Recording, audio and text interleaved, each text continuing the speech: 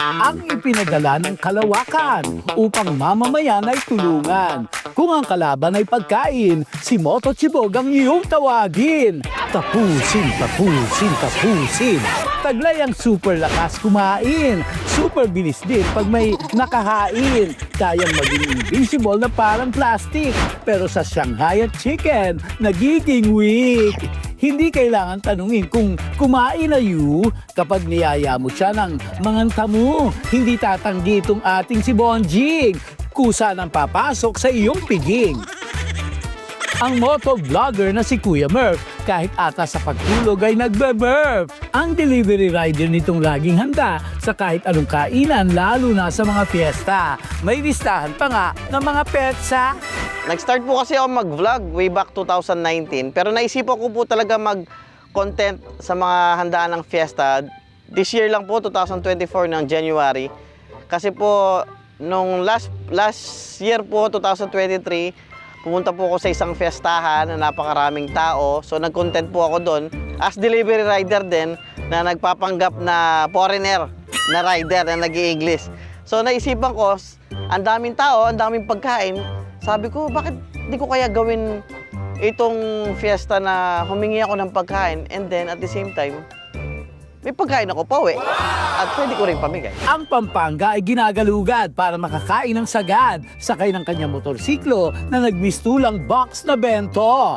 Siyempre, dito natin nilalagay yung mga dry, no? Yung mga lechon, Shanghai, yan, fried chicken, hito, ayan, tapos, ayan, dito natin nilalagay yung mga ulam natin. Guys, mainit-init pa, oh. Kahit isang oras na yung lumipas, guys, mainit-init pa. Bakit? Siyempre, lutong makina yan, guys. Kaya hindi na namin pinalampas. Masaksihan ang trip niyang lakas. Buraot responsibly. May utensils na pang sarili. Dapat lagi tayong handa, no? Siyempre, meron tayong sariling plato, tsaka kutsara, tinidor.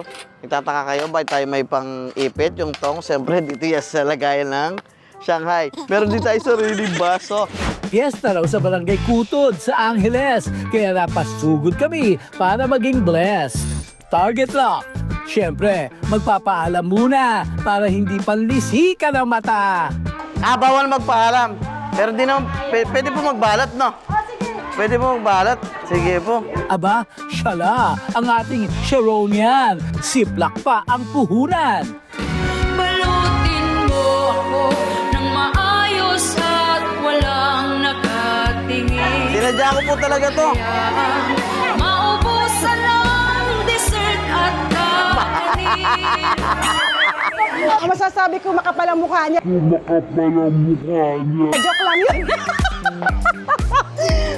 Joke lang. Ganun talaga pag ang mga ng Kapampangan. Basta tandaan, fiesta, ganun. Hindi mo na kailangan magpaalam kasi open po sa lahat yun. Pumunta na tayo sa next. Uubra pa kaya ang kanyang fest? Target lock. Inilabas na ang mga sandata para magmukbang dito sa sala. Pwede po bang magkikain po? Kahit konting pagkain lang? Okay lang po. Happy fiesta po na. Dito, ito buro. Sarap yan, buro. Yan. Siyempre guys, konti lang yung kakainin natin. Ang number 1 rule kapag makikikain kayo ng sa ibang bahay guys, dapat nyo iligpit yung pinagkainan nyo. Hindi tumingin sa pinagkainan, hindi makakasyaron yan. Ayan. Grabe, ang sarap ng pagkain niya. Ito, lasang magbabalot ako na. Nakikain po ako kay Madam Baby. Ang sarap ng pagkain niya, para kang bine-baby. Grabe. Nawindang si Madam Baby dahil sa lababo ay nag-excuse me. Hugasan ko na po ito. Magigugas na po ako.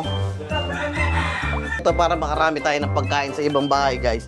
Siyempre, dapat marunong tayong magugas ng pinagkainan natin. No? Target lock. Sa ngala na masarap na pagmuya, pati sa birthday, nakibwisita. Ay, hello po.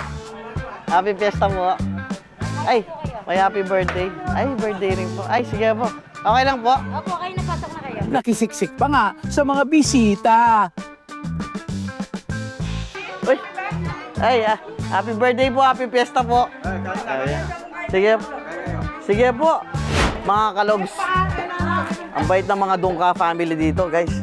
Lechong manok. Okay, grabe. Ito naman lechong baboy, no? Ito po sipueg. Sige po, kuha po ako sipueg, ha? Yan. Okay. Okay lang po ba makingin na saging nyo? Thank you po, ha?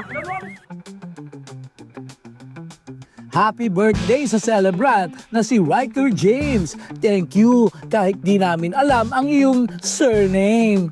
Kapag may pinuntahan ako, halimbawa, may program sila, usually pag nag-i-start pa lang yung sa birthday party, o kaya sa binyag, kapag wala pa yung mga bisita, halimbawa, hindi pa nagagalaw yung pagkain, pero pag may pinagkainan na, doon, o kaya tapos na yung program, doon ko sila papasadahan. Pag medyo seryoso yung mga mukha, babalikan ko sila hanggang mga naka-smile sila, baka gutom pa kasi. Yan. Pag busog na, siyempre masaya na yung mga yan. Sa handaan siya ay lumulusob. Sa kaldero ng iba ay nakikitaob. Kaya malakas ang kanyang loob. Dahil sa biyaya ay may pinapasukob. Happy Fiesta! Sa'yo to. Kahit na kumain ka na, para makakain ka mamaya ulit, ha?